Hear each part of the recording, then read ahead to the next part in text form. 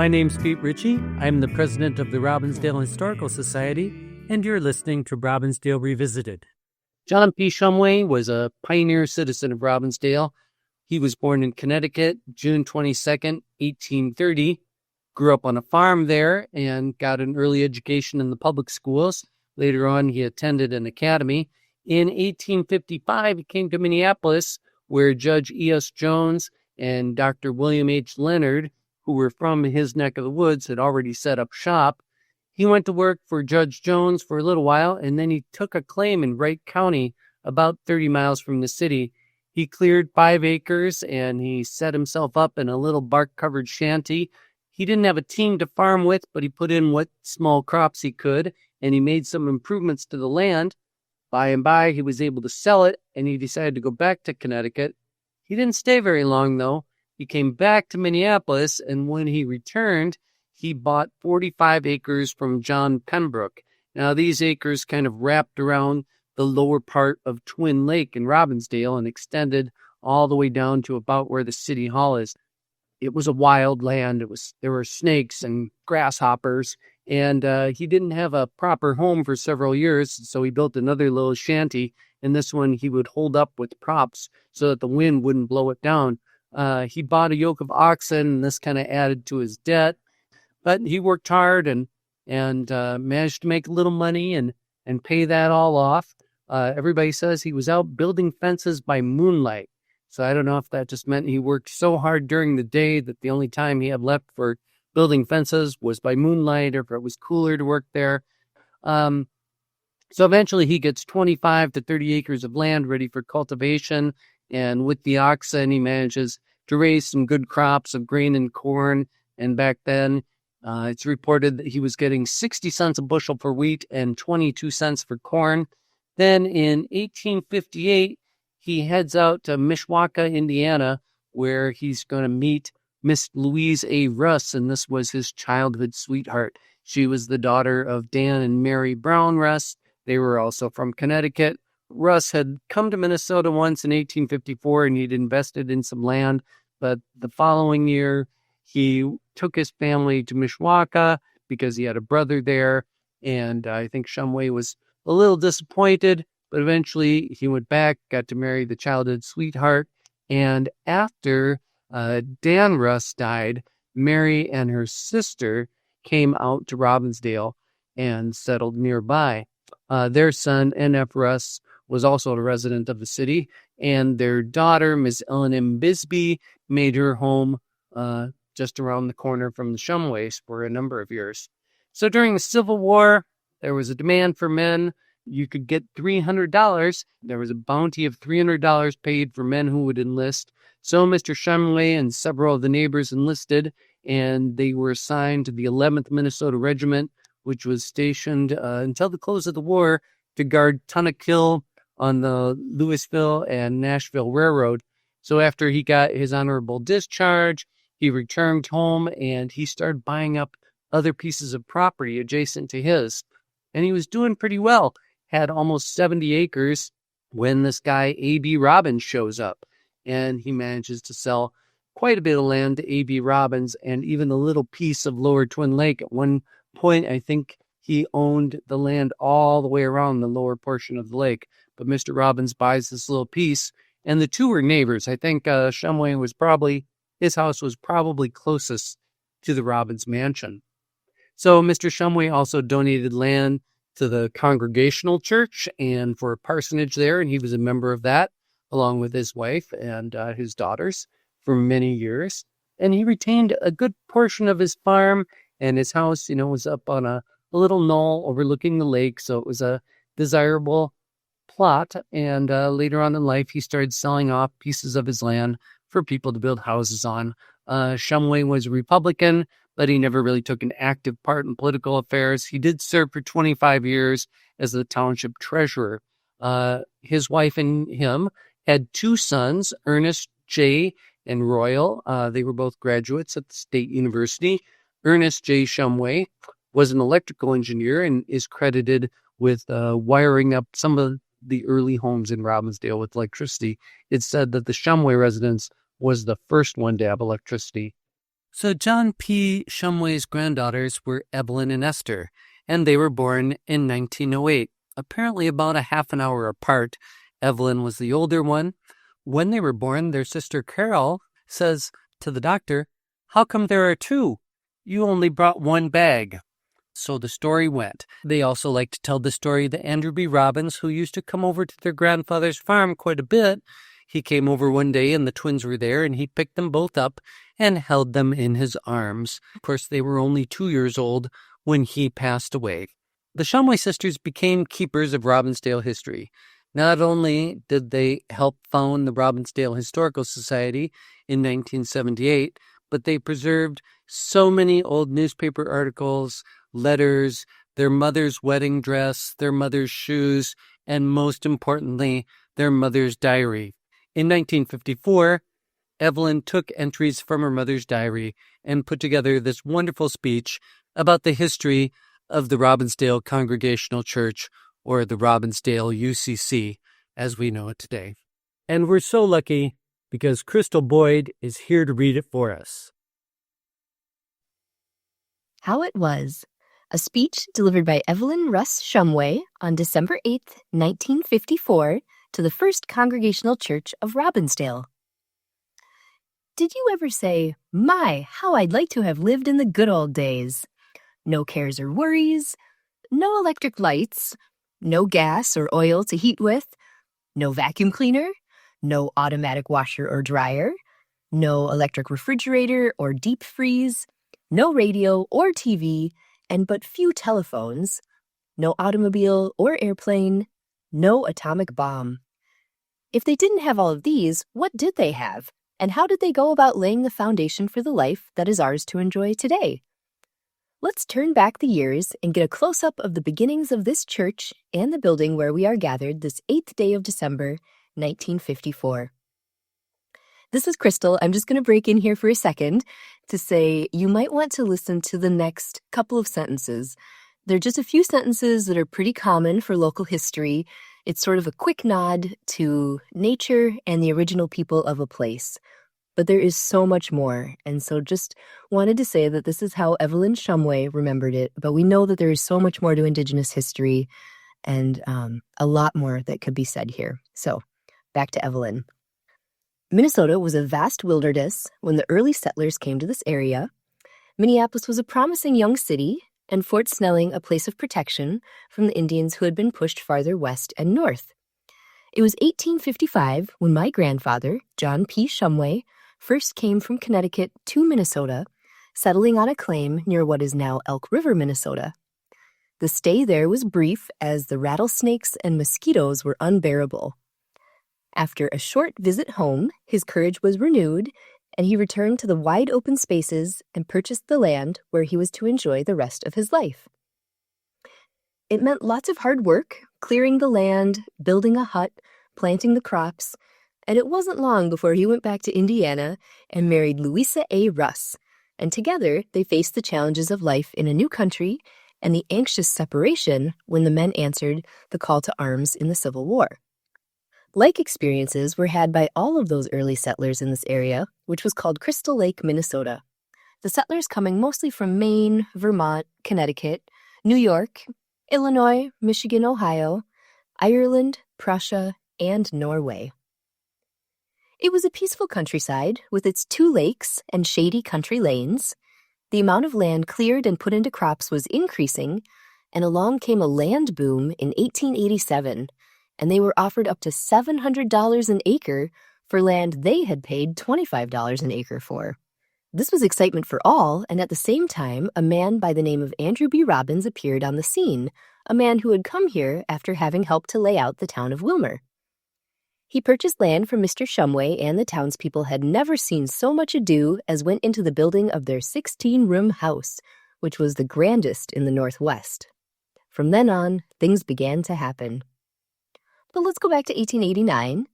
January 1st made a beautiful entry, 20 degrees above, little snow on the ground, and an eclipse of the sun. That first week was typical of daily living. School, music lessons, home-styled haircuts, skating, churning, washing, ironing, trading at the grocery. That meant trading eggs and butter for supplies. A prayer meeting in a house. Going to Minneapolis shopping. Dressed the old rooster and made a pie out of him. Did baking and had callers. The Vetch's house burned down and not much saved. Sawing wood. Packed beef and pork in snow. Made sausage. Baked bread. Sewed. Took team and went calling. Had horses shod. Went to Salvation Army meetings twice. Got ice from the lake to melt for washing. Then came Sunday, went to Salvation Army meeting at the hall at 3 in the afternoon, and stayed through to the evening service to help serve the supper we had brought for them. Peter, the hired man, went, but he didn't like it. Guess he won't go again, but Mr. Gibbs made a start to live and lead a better life. And so it went, each week filled with countless tasks, neighbors coming to borrow, always a prayer meeting and a Salvation Army meeting during the week, and once a month, on Saturday afternoon, a covenant meeting at the Free Will Baptist Church, or the Little White Church as we used to call it, that was located on what is now Highway 52 and the Bass Lake Road. Spring made an early appearance that year, heard the first robin and bluebird on March 18th, and got the plow sharpened and hotbeds started. Sharing with each other played such a big part in living and brought rich rewards of lasting friendships. They loaned their horses, plows, wagons. They helped each other plow, butcher, make hay, thresh, cut wood, raise house and barn. A friend in need was a friend indeed. March was not only the beginning of spring, but also talk began to start about getting a steady preacher and about raising money for a furniture factory. Mr. Robbins began to build his house, and before the month was up, papers had been signed for the factory, and a meeting had been held with a group from the Stevens Avenue Church, and much thought and talk as to which denomination would suit the majority. April brought spring house cleaning with the taking down of the coal stoves and putting fresh corn husks or straw in the mattress tickings. It also brought an upset in the Free Will Baptist Missionary Society, but knowing that a soft answer turneth away wrath, it was soon forgotten, and meetings went on as usual. The streetcar conductors went on strike, the streetcars ran as far as Penn and Lowry, and the surveyors staked out the land for the factory on what is Hubbard Avenue and Rockford Road. Elder Woodworth called to see if it would be best to have preaching at the White Church. Our folks thought not, and on Tuesday, April 23rd, 2 Congregationalists called to see about starting a Sunday school in the hall. Mr. Gibbs didn't like the idea of the Salvation Army giving up the hall, but changes must be made, and on Saturday, April 27th, Mr. and Mrs. Shumway went to the covenant meeting at the Little White Church and entered their resignation. Mr. Shumway from his office of clerk and deacon. May Day was a little cool with not many spring flowers, but a long-hoped-for dream was beginning to flower, and Sunday, May 5th, was a bit cloudy with a strong south wind, but all went to the hall to organize a Sunday school with the help of Reverend Herrick and Reverend Morley from the congregational headquarters. After much talking, Mr. Oliver W. Newell was elected superintendent, and it was voted to leave the rest until next Sunday. Sunday, May 12th, was a real nice day. All went to meeting in Sunday school. Reverend Morley preached, after which they finished organizing the Sunday school.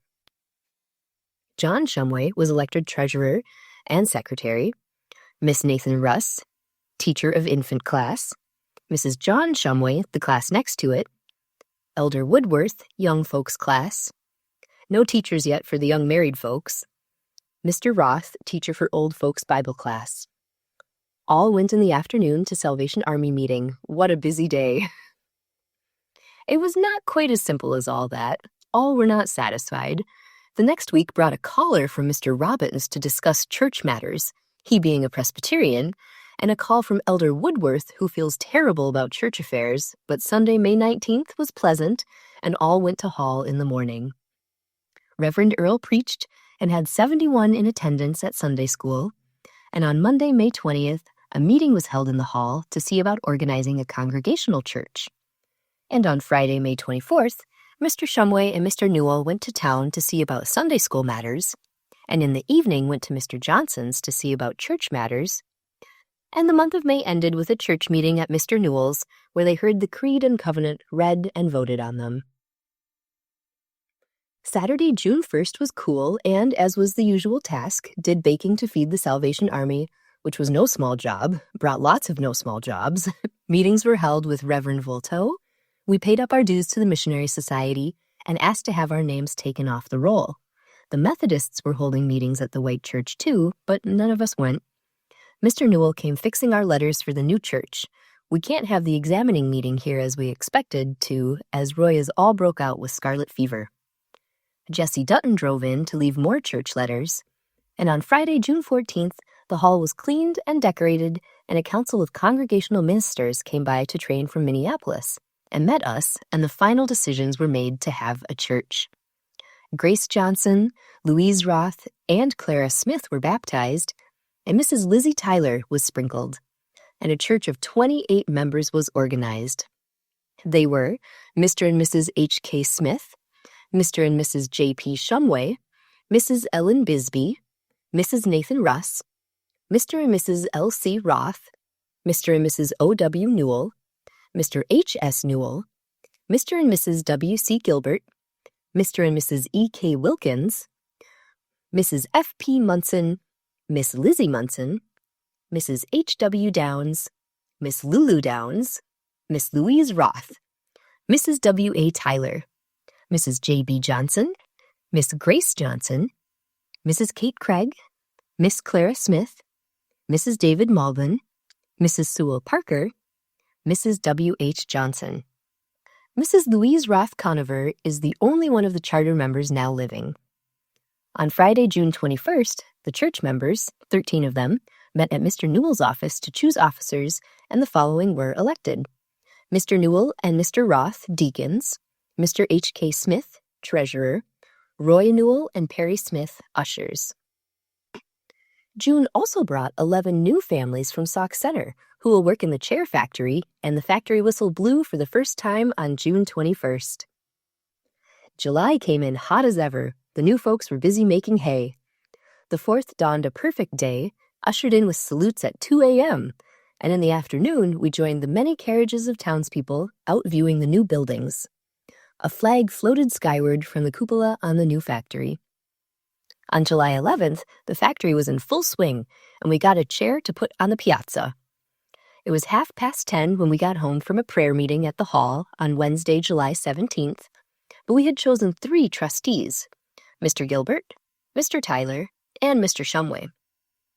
We were a bit tired next morning, and it was the warmest day yet, but we had work to do, a festival, and we had promised a marble cake and a coconut cake. Heat and all, we had a full turnout and took in $26.60. The day after was spent cleaning up from last night's spree, but many hands made light work of getting the hall ready for Sunday again. On Monday, July 22nd, the young people met at the hall, and the Christian Endeavor Society got its start on Wednesday, July 31st. The ladies met from 2:30 to 5:30, and out of this gathering, the Ladies' Aid was organized with Mrs. John Shumway as president. This organization was to be the lifesaver of the church on many occasions. August came in with a bang, a call from Mr. Robbins asking for $1,000 or an acre of land to help launch a new factory, this time a streetcar factory, but we were interested in launching something else. We had a meeting at Mr. Gilbert's on Tuesday, August 6th, to talk over the possibilities of building a new church this fall. On Monday the 12th, we went to Minneapolis to see the Cyclorama of Jerusalem and liked it very much. A strong wind from the south brought in September, and that meant state fair time and back to school again, and not enough room in the old school. So a meeting was called on September 16th to see about building a new one. The new Norwegian Lutheran Seminary was dedicated, and it took 3 extra trains to handle the crowd. A strong wind from the south brought in September, and that meant state fair time and back to school again, and not enough room in the old school. So a meeting was called on September 16th to see about building a new one. The first touches of fall called for a New England dinner on Friday, September 27th, and we made gingerbread, baked beans and brown bread, fried cakes, pumpkin and apple pies. The men set up a cook stove in the hall to make coffee on. We took in $26.80. Reverend Voltaire preached his last sermon for us on September 22nd. He bid us goodbye to take a church in New Haven, Connecticut. October's bright blue weather meant bringing in the crops and making jelly and ketchup. It also meant looking for a new minister to take the team and calling on the members to see how much would be subscribed toward one. Each Sunday, we had a new preacher on trial, and on October 27th, we had a Reverend Fanning. We all liked him. The month ended with a ladies' aid meeting at the hall, and they forgot to bring the work, so spent the afternoon visiting. A good time had by all. A chilly northeastern and rain gave November a send-off, and Mr. Robbins stopped by and told us he thought he had done pretty well toward making a village this summer. Sunday, November 10th, Reverend Fanning preached for us again. Think he will preach for us for a year, at least that is the talk now. And next week, the men are to take turns and move the minister's family to a house by the streetcar turntable. The month ended with a Christian Endeavor basket social that netted $17.55. December 10th brought a thunder shower, and it also brought Mrs. Tyler and Mrs. Roth to see what we would give for the reception next Friday for our new minister. We promised 2 roasted chickens, jelly, and butter.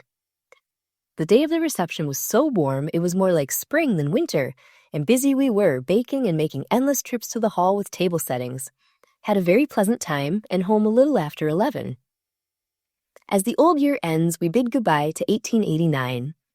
Perhaps due to the mild winter and lack of snow, the first 2 months of 1890 saw a siege of influenza. We were all busy caring for the sick and lending a hand to help the neighbors with washing, ironing, cooking, and tending the livestock. But by the end of February, we were all back on our feet again, and our main interest was expressed in the meeting held at the hall on Monday, February 24th, to see about building a church and where to locate it. Another meeting was held on Monday, March 3rd, and Mr. Shumway offered to give a piece of land for the church. Things really began to take shape then, and on Friday, March 7th, Mr. Parker and Mr. Shumway took a team and spent the whole day soliciting a building fund. March also brought a petition to change the name of our village and new map laying out Robbinsdale. April and May went by with several church building committee meetings, and on Monday, June 2nd, the men met on the church lot and stuck stakes where the corners of the building would come. Friday, the 4th of July, saw a church picnic at Schaefer's Grove, and we loaded our parlor organ in the wagon too, and such a good time was had that it was a big shock to us on Sunday morning to hear that Reverend Fanning's daughter in Montana was seriously ill, and we voted to give him 4 or 5 weeks vacation so he could go to her. Sunday, July 13th was hot and blowy. The clouds around us looked bad, and we learned the next day that a cyclone had hit Lake Pepin, upsetting a large steamer, and 175 lives were lost. August brought Reverend Fanning back, and September had its ups and downs. Mr. Roth and Mr. Coulter came to see if we could pay now what we signed to the building fund, and the building committee voted to go on with building of church. September ended with our giving a kettle of mashed potatoes, a pail of milk, and a ball of butter for young people's Christian Endeavor supper at the hall. Friday, October 3rd, we went to the opening of the new schoolhouse, and on Monday, October 6th, the boys went to school, but the teacher didn't come, so they came home. But some things did come. 2 loads of stone for the church on October 7th. On the 13th, found we had the wrong church plans. On the 16th, tool chests on church grounds. On Friday, October 17th, broke the ground for the new church. On Sunday, October 19th, we voted to have Reverend Fanning another year. Don't know if he will stay or not, but hope he will. Monday, October 20th, 2 teams on church grounds excavating the cellar. Tuesday, the 21st, load of planks for church. Wednesday, men came to our house for water to mix mortar for the church foundation. On Wednesday, October 28th, men met to see about a church tower, and the building contract was signed, calling for $3,450. The month ended with pushing the church right along. November was a bit chilly with a touch of frost in the air, but this seemed to make the work move a little faster. On Friday, November 7th, Mr. Shumway went and helped lay the first piece of timber for the church. And at the same time, the first ties for the streetcar track were being laid. Tuesday, November 11th, got the floor laid on the foundation of the church, with only 2 men working. Friday, the 14th, raising the church. Monday, the 17th, 4 men working on church, boarding it up. And Mr. Wilkins came to see about the tower on the church.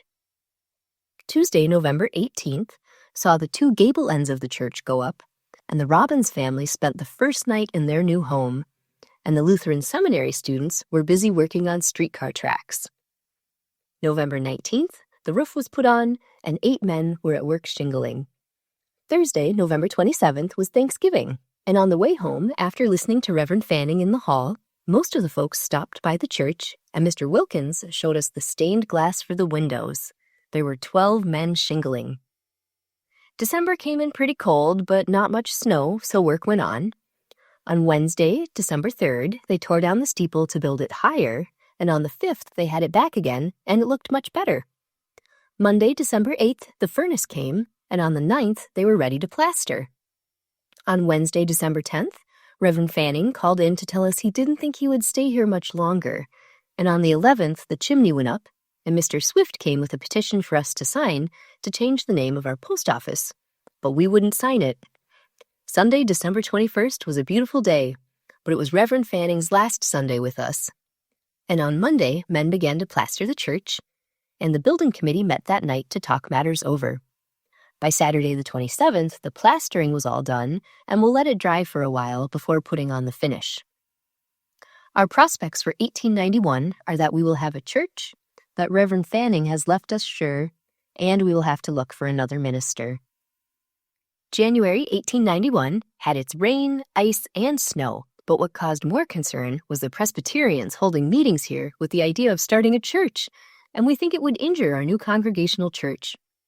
It caused a stir. Our village was in quite a commotion over the churches. And to our great relief, Mr. Robbins stopped in on Thursday, January 15th, to tell us that the Presbyterians had given up the idea of a church here. On the 19th, Mr. Parker came to see about frescoing the church, and on the 21st, they put the windows in the church. January ended with an entertainment at the hall that netted $30. February first came on Sunday, and after listening to Reverend Morley preach, we had a meeting of the church to see about our debt. Next day, Mr. Parker stopped in to tell us that Reverend Fanning was dead. March came in like a lion, 16 degrees below and a southwest wind, but Mr. Parker and Mr. Shumway went to town on church business, and Mr. Newell stopped in to talk about a minister. Between April showers, much can happen. On April the 5th, John Schaefer was lettering a new name on our post office, Robbinsdale, and the deed for the church came, and we decided to call Reverend Merrill. April closed with a ladies' aid meeting at which we got our first look at Mrs. Merrill. We had a goodly number out and voted to get chairs, lamps, and carpet for the church platform. Spring was putting on her finishing touches in May, and we were busy doing just that on the church. Tuesday, May 5th, we held a reception at Hall for Reverend and Mrs. Merrill, and on Thursday the 14th was the first ladies' aid meeting to be held in the church. It was spent cutting and laying the carpet on the platform. On Monday the 18th, Mr. Tyler and Mr. Shumway went to town for chairs, and the church lawn was being graded, and men came to fix the 6 lamps that hung from the ceiling. On Friday the 22nd, Mr. Shumway went for lumber for a walk to church and laid it. Saturday, May 23rd, was most like moving day, bringing the chairs, hymn books, organ, and bookcases from the hall, and the afternoon was spent decorating the church with plants and flowers, and all was ready for our long-awaited dream. Sunday, May 24th, was a bit cloudy, but not our spirits. Mr. Shumway went with the team to get singers at Silver Lake Church. Mr. Newell came to get money matters concerning the church, and at the appointed time, we all joined in the dedication of our new church building. Reverends Merrill, Lovejoy, Morley, and Baker did the preaching and begging and raised a little over $300 for our building fund. One text I remember was Isaiah 54, the 2nd verse. Enlarge the place of thy tent, and let them stretch forth the curtains of thy habitations. Spare not, lengthen thy cords, and strengthen thy stakes. Thanks for listening. I'm Crystal Boyd. Robbinsdale Revisited is brought to you by the Robbinsdale Historical Society. Our little history museum is located at 4915 42nd Avenue North in the heart of Robbinsdale. We're open Fridays and Saturdays from 10 to 3. You can also visit us online at robbinsdale.org. You found this episode, so you know where to find the next one. Bicycle into the city every Saturday to see our friends. In the bus back home, sitting hand in hand when the evening ends. Oh, when the evening ends. Oh, when the